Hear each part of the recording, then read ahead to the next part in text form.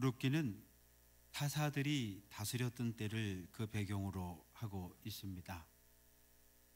타사는 여호수아가 죽은 후에 세워진 지도자를 말합니다. 타사는 재판관입니다. 백성들 사이에 일어나는 크고 작은 다툼들을 판결해주는 그런 역할을 했습니다. 룻기의 배경은 미디안 족속이 이스라엘을 괴롭힐 때, 틈만 나면 공격하고 빼앗고 약탈할 때, 바로 그 시대를 배경으로 합니다. 타사, 기드온 시대이지요. 타사들이 다스릴 때 이스라엘은 어떤 모습이었을까요?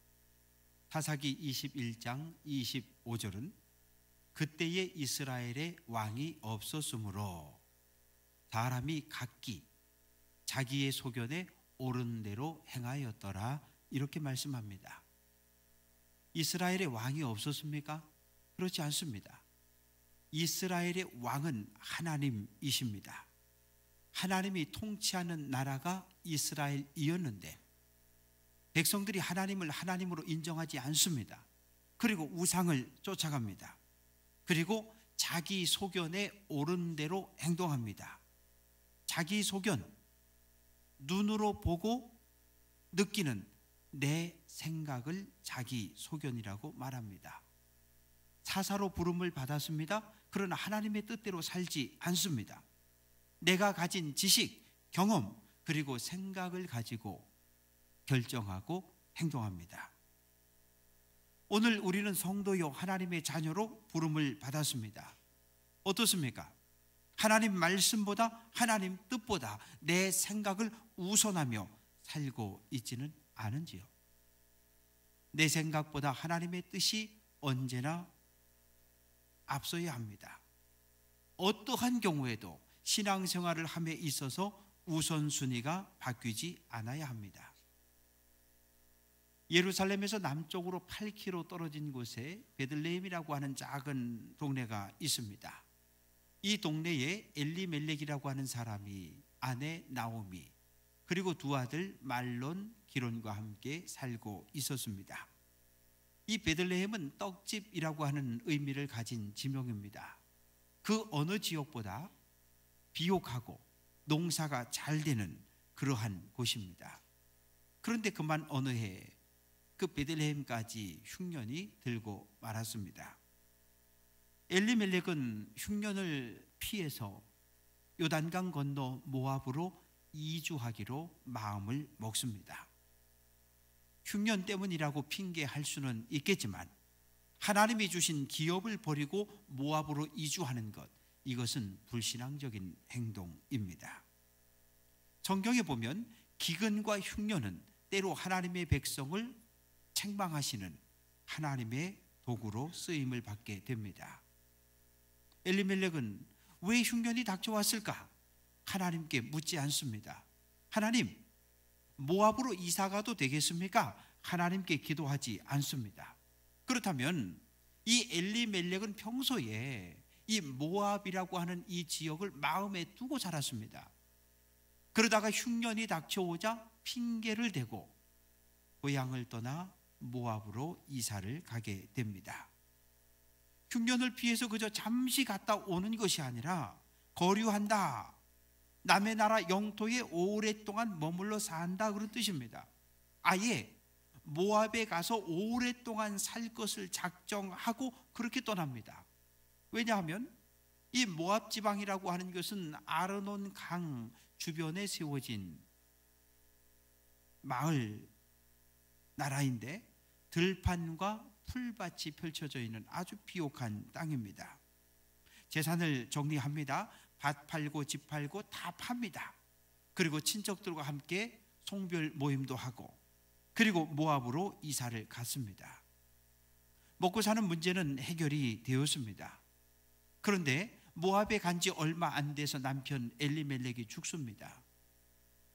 그래도 나오미는 다행히 두 아들이 장성했기 때문에 그 아들들을 의지해서 모압에서 계속 살기로 마음을 먹습니다. 두 아들 장가를 보냈습니다. 말로는 룻과 기로는 오르바와 모압 여인들을 며느리로 맞았습니다. 그런데 성경은 이방 여인과 결혼을 금지합니다. 왜 그렇습니까? 우상 숭배 때문입니다. 이스라엘 백성 외에 다른 모든 나라들은 우상을 섬기고 있기 때문에 우상을 섬기는 이방인들과 결혼을 율법을 금지합니다. 그러나 나오미는 율법도 무시했고 하나님께 기도하지도 않고 그냥 며느리 둘을 다 맞이했습니다. 자기 생각대로 결정했습니다. 어떻게 되었습니까? 두 아들 결혼해서 잘 살았는데 그만 아들들을 낳지 못하고 두 아들이 차례로 죽습니다. 고향 떠난 지 10년쯤 되었는데 나오미 그리고 두 며느리 이렇게 남게 되었습니다. 사랑하는 성도 여러분, 엘리멜렉은 흉년 때문에 고향을 떠났습니다. 하나님의 기업을 버리고 떠났어요. 그러면 오늘 우리로 하여금 하나님을 떠나고 주님의 몸된 교회를 떠나게 하는 이유는 무엇입니까? 때로 이단과 사이비의 유혹으로 인해서 우리는 교회를 떠나가기도 합니다. 우상 숭배의 유혹도 있습니다.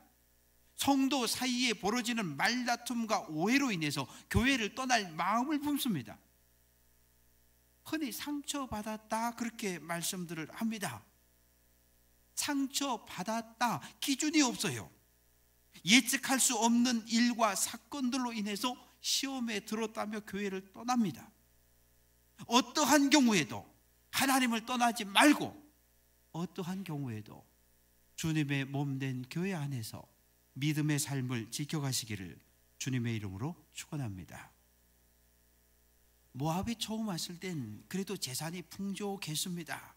그런데 21절 보니까 재산이 다 없어져 버렸어요. 고향도 아닌 타국에서 남편 죽고 아들들 다 죽고 가난한 과부 나오미 그리고 두 며느리, 10년 전 고향을 떠날 때만 해도 이런 일을 만날 것이라고 전혀 예상하지 못한 그런 결과를 맞이했습니다. 나오미, 즐겁다 그런 의미를 가진 이름입니다. 그런데 나오미는 자기 자신의 이름을 나를 더 이상 나오미라 부르지 말아 주십시오, 나를 마라라 불러 주십시오, 괴로움이다, 즐거움이 변해서 괴로움이 됐어요. 그만큼 나오미의 삶이 쓰디쓴 힘들고 고통스러운 인생을 살았음을 알 수 있습니다. 그러나 나오미는 절망하지 않습니다. 하나님을 원망하지 않습니다. 언약의 땅을 떠난 것을 후회하며 위로자 되시고 구원자 되시는 하나님을 더욱더 의지합니다. 그러면서 그 마음속에 기회가 주어지면 고향으로 돌아가리라 마음을 품습니다. 어느 날 고향 소식이 들려옵니다. 베들레헴에 흉년이 끝나고 큰 풍년이 들었다고 하는 소식이 들려왔습니다. 나오미는 고향으로 돌아가자 마음을 먹습니다. 6절 말씀, 듣고 일어나 돌아오려 하여 라고 하는 단어들이 연거푸 나오고 있습니다. 왜 나오미는 고향으로 돌아올 생각을 했을까요? 베들레헴에 풍년이 들어서 먹을 것이 많아져서? 그렇지 않습니다. 먹을 양식은 모압에 훨씬 더 많고 풍성합니다. 나오미는 먹는 것보다 더 소중한 것이 있음을 깨달았습니다. 무엇입니까? 상처 입은 내 영혼이 쉴 곳은 하나님의 품밖에 없음을 그는 깨달았기 때문입니다. 사랑하는 성도 여러분, 화천제일교회는 우리 삶의 중심이요 가장 소중한 곳이 되어야 합니다.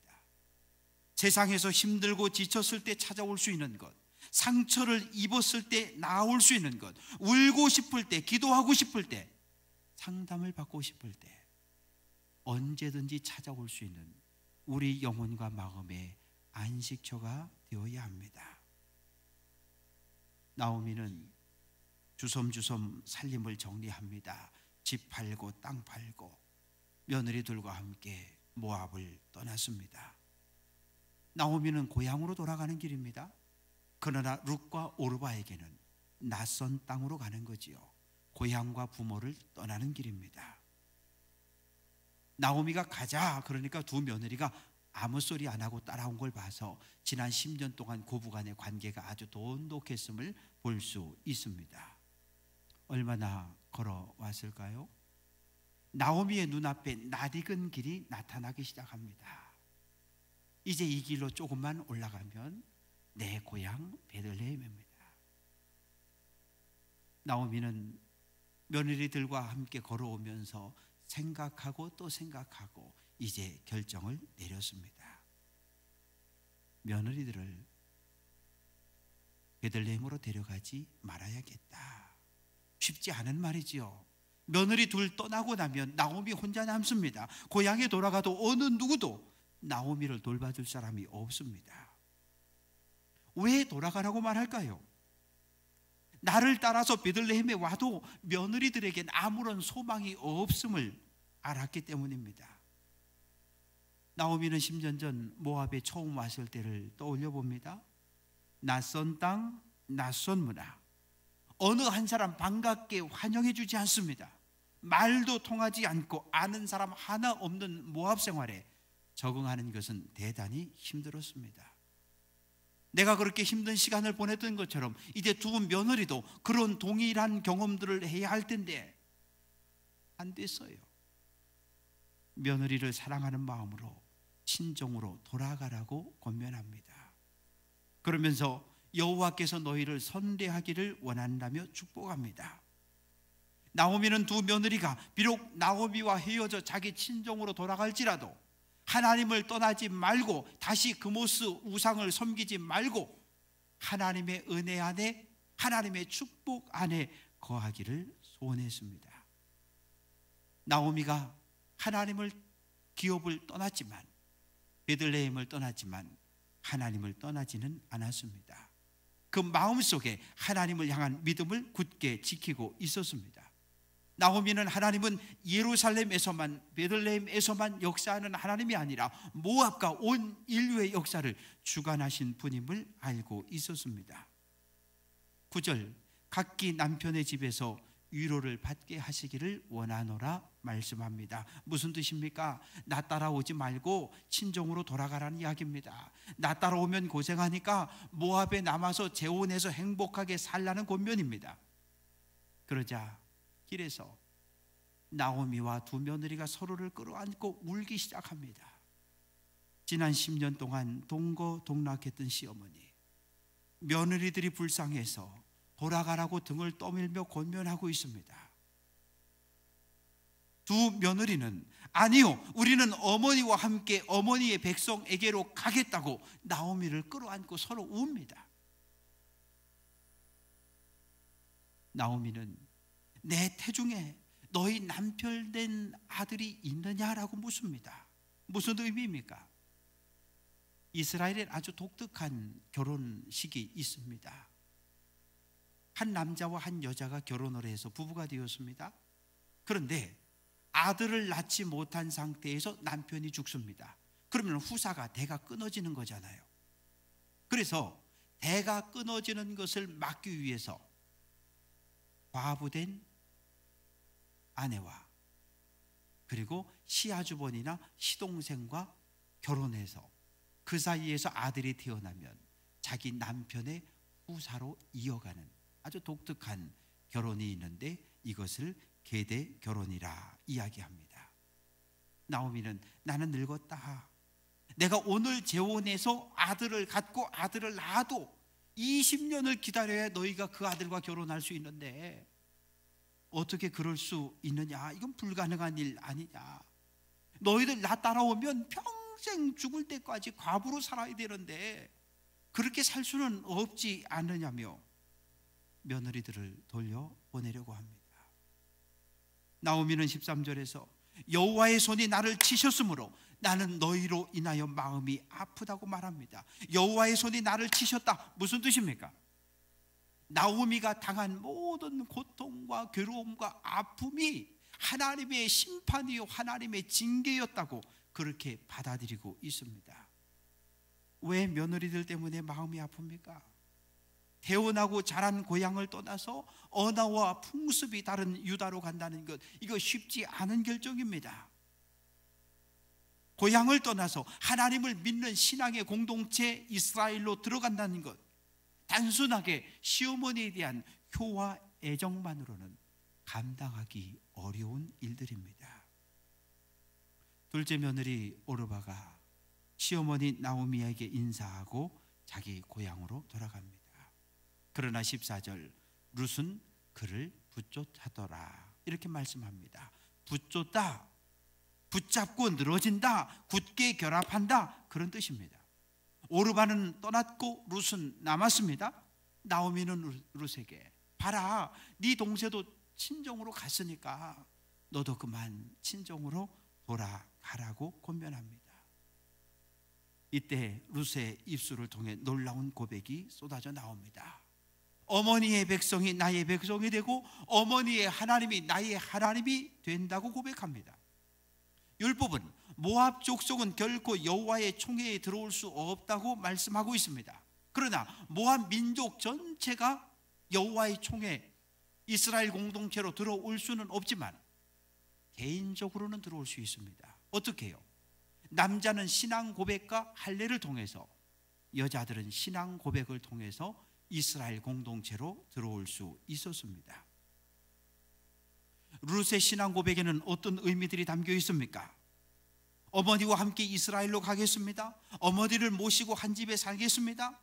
어머니의 백성으로, 이스라엘 백성으로 살겠습니다. 어머님이 믿는 그 하나님 나도 믿겠습니다. 어머니와 함께 살고 어머니와 함께 죽고 어머니와 함께 무덤에 묻히겠습니다. 참으로 놀라운 믿음의 고백입니다. 룻은 시어머니 나오미가 믿는 그 하나님을 나의 하나님으로 받아들였고 고백하고 있습니다. 한 걸음 더 나아가서 다시 한번 결단합니다. 만일 내가 죽는 일 외에 어머니를 떠나면 하나님이 내게 벌을 내리시고 더 내리시기를 원합니다 라고 고백합니다. 룻은 여호와의 이름으로 맹세합니다. 자기가 약속한 모든 것을 지키지 못하면 내가 벌을 받겠다, 그렇게 맹세를 하고 있습니다. 룻의 고백을 들은 나오미, 그의 마음에 감동을 받고 룻과 함께 베들레헴으로 옵니다. 추수 때가 되었습니다. 룻은 아침부터 추수가 끝난 밭에 나가 이삭을 하나하나 줍습니다. 한 대박, 두 대박 주워다가 그것을 빻고 갈아서 시어머니를 봉양합니다. 사람의 눈으로 보면 참으로 불행한 인생입니다. 그러나 룻이 보아스를 만남으로 그의 인생은 달라집니다. 보아스는 룻에게 이스라엘의 하나님 여호와께서 그의 날개 아래로 보호를 받으러 온 내게 온전한 상 주시기를 원한다며 축복합니다. 룻은 보아스와 결혼했습니다. 누가 태어났습니까? 다윗이 그 후손으로 태어납니다. 룻은 예수님의 족보 속에 그 이름이 기록되어져 있습니다. 참으로 놀라운 축복입니다. 이방 여인, 우상을 섬겼던 여인이 예수님의 조상의 자리에, 다윗의 조상의 자리에 그 이름을 올렸습니다. 하나님은 엘리멜렉과 나오미의 불순종으로 인해 만들어진 불행한 환경을 통해서 룻을 베들레헴으로 불러들였습니다. 하나님의 은혜는 이처럼 우리가 상상할 수 없을 정도로 크고 놀랍습니다. 사랑하는 성도 여러분, 행복하십니까? 많은 사람들은 오늘도 행복을 찾아 세상을 방황하고 있습니다.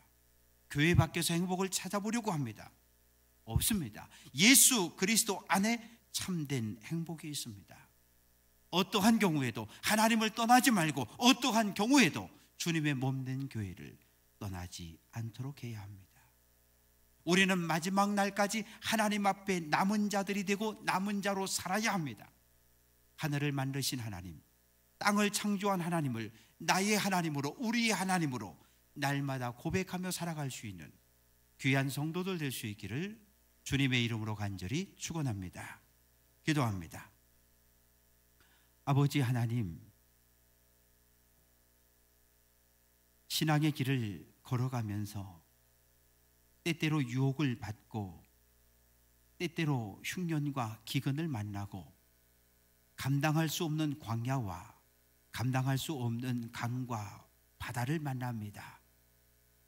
그 어떠한 고난과 고통 앞에서도 하나님을 떠나지 않게 하시고 주님의 몸된 교회를 떠나지 않게 하시고 나의 삶에 다가오는 크고 작은 고난들 앞에 하나님의 뜻이 무엇인지를 묻고 하나님의 음성을 듣고 행동하는 성도들 되게 해 주옵소서. 내 생각을 버리고 하나님의 뜻을 우선하며 살아갈 수 있는 귀한 성도들의 삶으로 인도해 주옵소서. 예수님 이름으로 기도합니다. 아멘.